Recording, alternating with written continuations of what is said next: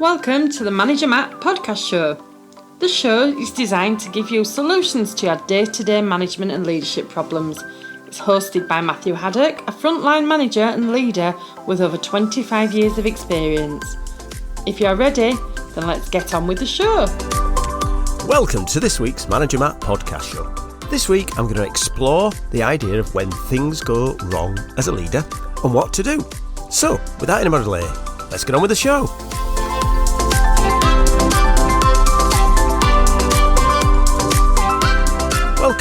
Welcome everyone to the Manager Matt podcast show. Hope you're all doing absolutely brilliant and getting the results that you need to the guys around you and girls around you. So this week's show, what we're going to talk around? Well, we're going to talk around the idea of when things go wrong as a leader and what to do. So we're going to work from the idea of you're a good leader, you're a good manager. You know, you do your best every day, you come at work, you're not a bit of a div, you try and support your team, you know, you're true to your values. But, as in anything in life, even though you plan and you try your best, sometimes things go wrong. You know, you drop the ball. Most of the time, it's a straightforward error, nobody knows, everything moves along, or it's something that you can sort out pretty quick. But sometimes, there is different ones. There's bigger issues that you have to deal with, and that's the important thing as a manager, is dealing with them. You know, accountability, as we've said many times, stops with yourself as leaders and managers. So, sometimes these things will go wrong, but what the best thing is to know what to do when things go wrong and how you can handle that and come out with it with a positive learning result. And then the first thing to do really is to break down what we call errors or types of errors. So what are the errors that can go wrong at work or away from work, and how do they implement and how do they impact you and your team? Well, let's start with a basic genuine error. Some call it human mistake or human error. And, I know people say, well, there's no such thing as human error, people should know. Well, we all know that we sometimes make mistakes. If you think of driving a car, if you're a driver of a car, sometimes you have to sort of slam on, or someone in front of you brakes and you're not quite there, or hang on, I didn't see that car coming around that corner, it's a bit wet, it's a bit rainy.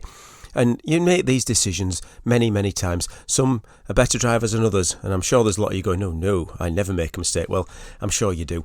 A number of times you kind of knock into something by mistake. It happens. We are humans, and that's a basic error. And if you think of it, and it's been written about in other publications around, it's a recipe. You know the recipe, but you genuinely got something wrong. You measured it out wrong. You put the wrong thing in at the time. That's one form of an error. Then you've got things like an open neglect. Somebody knew what they should have been doing, but they honestly chose not to. So there's a mistake or an error where someone has gone out, knew what they were meant to do, knew what they should have gone down the route of doing, and decided not to for whatever reason. And that's an open neglect kind of error. Now, in our world, there's another form of errors, and that's a complex error. So these are errors which happen on many layers.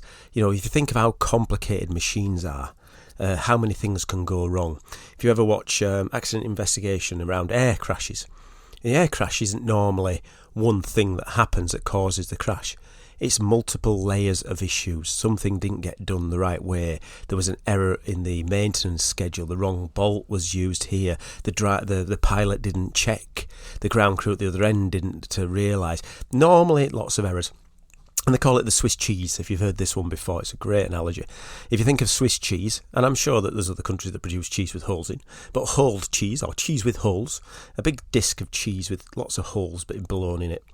Of course, whilst there's many layers in these complicated errors, sometimes, obviously, the holes will not line up. So if you have one or two things in these different layers that are going round and the holes don't line up, you don't have a problem. But sometimes those holes all line up, and that's when you have your error. And that's where it all falls down. I was reading about a poisoned sweet issue. This was around Halloween time, and we're going back 1850s or something like that in Bradford, where I live. And there'd been a case of poisoned sweets. And of course, people were thinking, is this open neglect? Is it something that's gone wrong? Somebody gone out there and chose to poison these poor children with these sweets. But when you actually looked at it, it was a combination of a complex error and a basic genuine error.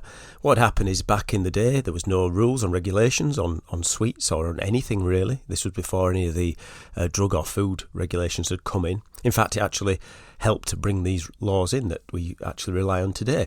And what happened is the person who was doing the sweets had sent their apprentice down to collect the ingredients from a chemist. Yes, a chemist would sell ingredients. They were meant to be getting plaster of Paris, which sounds terrible. But what they'd do is, sugar was so expensive, so they'd cut, if you like, or draft, I think they called it, or daft, I can't remember the exact word. They'd put this plaster of Paris, that's not as easy to say as you think, into the sweets to make it thicker, bulk it out, make it last longer. As long as you do a lot of it, no one could notice.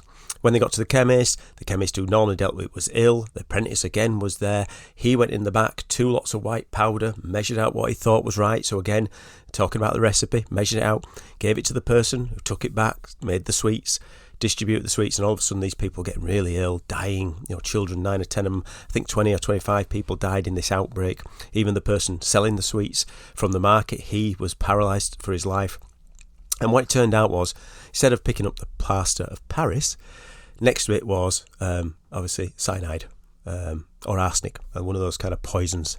So these poisons were commonly sold, obviously, to kill rats and the like, but it was next to it, no labelling, and that killed it. And this is where you got those complicated errors. If the check had been in place, if the chemist had been there, they wouldn't have seen it. So that's a complex error. And I think you can think of lots of those. Then you've got things like blind spot error. And I think this is another where, you didn't know you had to do something. It wasn't in you. You weren't trained to do it. A total mistake. You just didn't expect it to happen. You didn't know that was a process you had to follow. Something that really takes you out of the blue and you think, wow, you didn't know it. And that's a blind spot error. So there you are. There's 4 different kind of errors that you're going to face as a leader. So what do you do? What happens when something happens? It doesn't matter which one of these it is, but what do you do? Well, the first thing is to be transparent. If you're a manager, you need to be transparent about whatever you're doing. And if you've made a mistake, the thing you need to be doing is basically escalating. If you've made a mistake and you genuinely know there's an error, you need to escalate to the next level. You could be a quality issue, could be an issue with something. Show you're controlling the situation to your next manager up. So you could say, look, this has happened, Mr. So-and-so, this has gone wrong, but this is what we've put in place. And I have done a podcast of escalation in the past, if you want to have a listen. Say that you've done something wrong. So if you've done something wrong in the past, and I've done it in the past where we've made a mistake, or my team has made a mistake, and I'd be very much upfront going, look, this is what's happened. These are the things we've done. We've dropped the ball. We've missed this service level, or we've had this error which has caused a large amount of waste, or we've had a problem with this process which means we're going to have to take it down for maintenance and we shouldn't have done it. And really explain your side. Say it straight. Don't try to sugarcoat it. Be transparent. Be open. Tell someone when there's a problem. I think that's the best way to do it. And of course, leading on to that is to be honest. If you or your team's messed up, say it. There you are. Say it. Yeah, I've messed up. The manager or whoever's above you will respect the fact that you have been honest and truthful, and you've been true to yourself by saying, this has gone wrong, this is the error, and this is what we're going to do differently.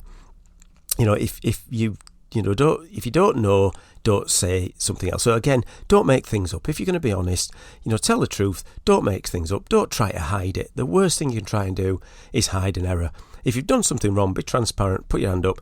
Don't try and hide it, because you will get into a hole. And it doesn't matter what you've done. If you are genuine and you've done your best, and like I say, those different errors can take you by surprise, you can be part of the solution. You want to fix it. And that's the next bit, is how do you try and fix it? Well, show how you can help. So you don't just say, this has gone wrong, boss, boom, here you go, your problem. But be part of the solution as well as finding the problem. You've got to be part of that solution. So use your experience, give your manager an off-ramp, talk it through how you're going to fix it, talk through how you're going to go forward and fix it longer term so it don't come back and bite you. Now, there is points in anything where things can go really, really bad. When there's a plane crash, when there's something like that, it's going to be serious. The worst thing you can do is try to jump to a blame too early and point your finger. Because again, people are people. If they see that happening, they're going to start to hide issues. They're going to start burying stuff. So again, you've got to be open. But there may be a point where it goes to a point where you have to stand up in court or do something more formal, especially if it's around tribunals or anything like that. There may be a time where it goes really wrong And, you might have to have more of a formal approach. So you've got to be aware and be ready for that to come up. But if it does come up, again, that's not a problem. You're going to work through it as a professional leader and manager. If your team's messed up and you've admitted it because you've been honest and transparent and you've put a fix in place, but it's not enough for whatever reason, because maybe there's a legal issue that you need to challenge. Maybe there's something on a standards that's got to be escalated. Maybe it's really, really serious and you've got to do something different. It could be health and safety, which we know that we can't take shortcuts on. So what do you do when that happens? Well, firstly, be calm.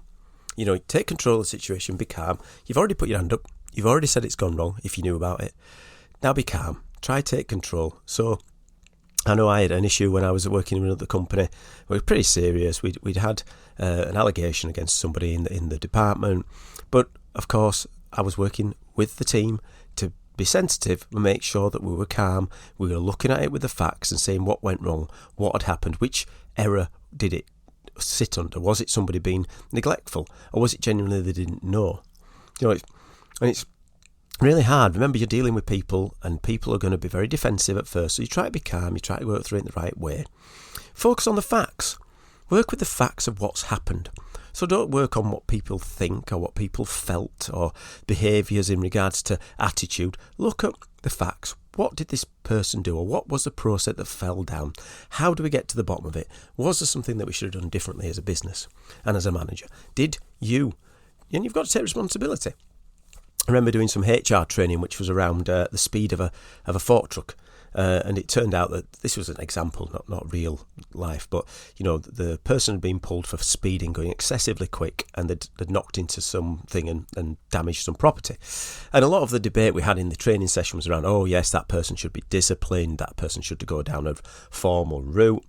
But actually the debate turned to, well, is this something that's accepted? Is there something that everyone drives fast? And part of the role play was, yes, that's right, everyone drives fast. So I can't remember, someone in the lesson went, well, actually the manager should be disciplined because they've allowed that person to speed. So you're going through data, you're going through following it, and you've got to make sure that person is given a chance to explain what's gone wrong, of course, make sure it's there, and you go through a process with that person. So that's how you do it when something really goes under there. I'm not going to go into a whole HR thing. I think there's another podcast in that at some point, but there's a whole piece on making sure that you're doing the right thing. And when things do go wrong, just remember to be yourself.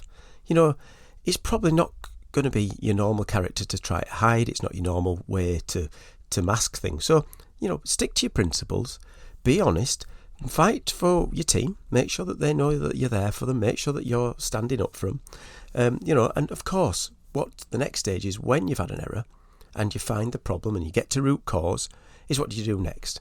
And of course, what you've got to do then is start to build and learn and move forward. So that's around having to know what's gone wrong. How do we fix it? Not just short term, how do you fix it long term? How do you put in a place processes and systems that stop it going wrong? If that's around training, is it around the way that we bring people in? Is it around the way we supervise? So you've got to make sure that when you've done all this work and things have gone wrong, that you learn from them mistakes and you push forward to make sure it doesn't happen again. Because the last thing you want to do is have the Groundhog Day where problems happen and round you go. That's not how it should work. So let's just quickly recap. Well, of course, there's 3 or 4 different ways you can make mistakes. You've got your basic, genuine error. You've got your open neglect. You've got your complex error, and you've got your blind spot errors. And then what do? Well, obviously, you need to be transparent, admit what's gone wrong as soon as you know, escalate, get the people around you who can then fix the problem or give advice. Be honest, don't try to hide it, be your true self, never try to cover up. Try to fix it, so be part of the solution, not the problem. I'm sure that's from a film. Someone will email me which one it is, but be part of that solution. Give your examples, look at what you can do. You'll know the problem with your team more than anyone.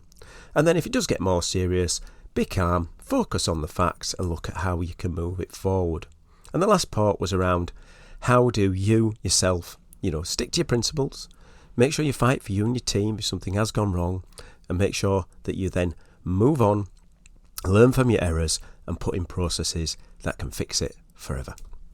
Well, As ever, I would be interested in your thoughts on when things go wrong as a leader. So please, if you can, send me any messages to managermattpodcast@gmail.com. Answer all emails myself and would love to engage on new and old topics. Well, that's it for Manager Matt this week. Thanks for listening and goodbye. Thank you so much for listening to this Manager Matt podcast. We hope you found it interesting, helpful and actionable.